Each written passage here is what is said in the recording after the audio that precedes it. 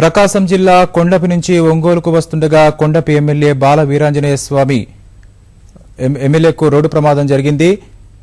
ఎమ్మెల్యేకు గాయాలవడంతో చికిత్స కోసం ప్రైవేటు ఆసుపత్రికి తరలించారు. ఇక మరింత సమాచారం మా ప్రతినిధి ఓబులేష్ నాయుడు తెలుసుకుందాం. ఓబులేష్, చెప్పండి, ప్రమాదానికి సంబంధించి మీ దగ్గర ఉన్న తాజా సమాచారం ఏంటి?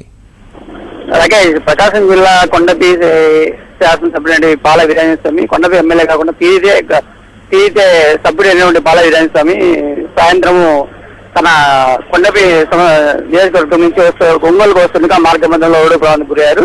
అంటే ఒంగోలుకు సమీపం ఉన్నటువంటి తిరుగుపాలెం దగ్గర ఉన్నటువంటి వేగ నిరోధక జాతీయ రహదారిపై వేగ నిరోధక దాటుతుండగా వెనక నుంచి మరొక వాహనాన్ని అతను ప్రయాణిస్తున్న కారుని ఢీకొనడంతో ప్రమాదం చోటు చేస్తుంది.